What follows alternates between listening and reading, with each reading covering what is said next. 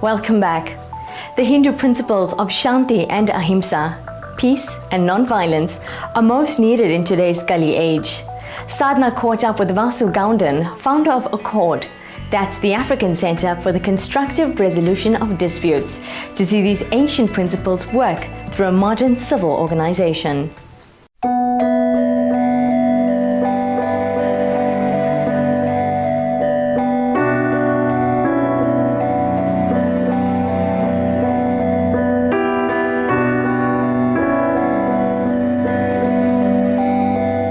My father had a huge influence on my life and on my life as it continues today. Growing up, we were always exposed to the politics of South Africa. We were conscientized from a very young age because my father was heavily involved with the Natal Indian Congress, with the South African Communist Party.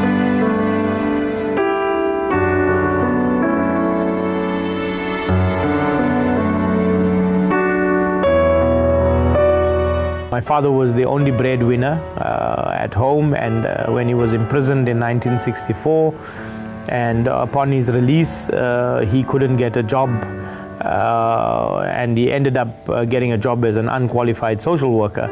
So we had an acute understanding of poverty, and I think that gave us the ability to empathize with other people. And a lot of what we do today involves empathy. You have to really feel for what other people go through, and particularly in situations of war, as we see today, people undergo huge suffering.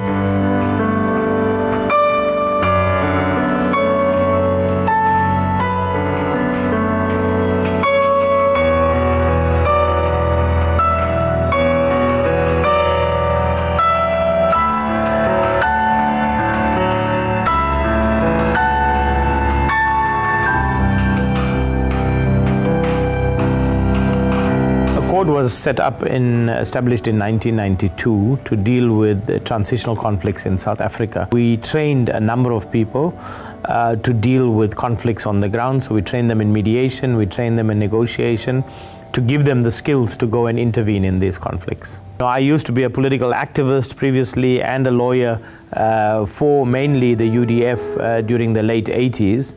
So I had a much keener understanding of how these conflicts were generated, how they should be resolved.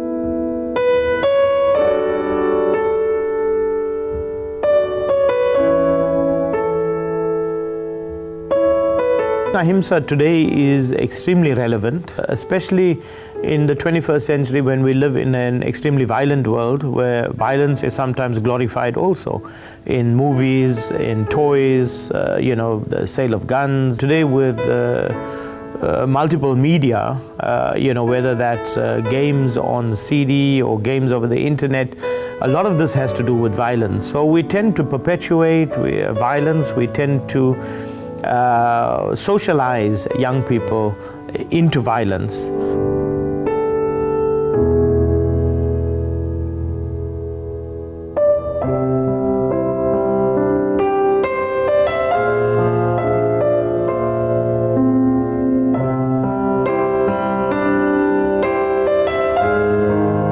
What we do at Accord is promote dialogue.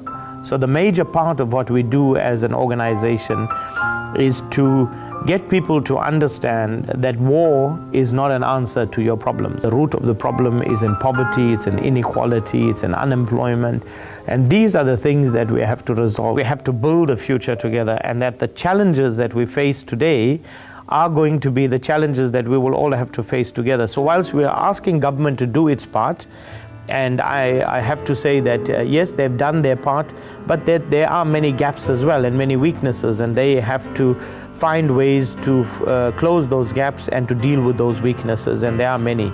But as a public, as a business community, I think the business community can do more. They can contribute more in employing more young people, giving them the necessary skills, contributing to education. And then as a general public, we can't talk about corruption, for example, and say the government is corrupt, Because who is the government? The government is made up of our brothers and our sisters and our cousins and our relatives and our nieces and our nephews. These are people in government. They are South Africans. We need to ask people to be more responsible also. And if we want to eradicate all of the weaknesses that we have as a country and as a society, then we need to all come together. Of course, the government has to lead.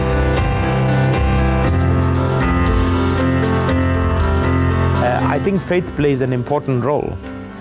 And whenever we are practicing that religion, we practice those values.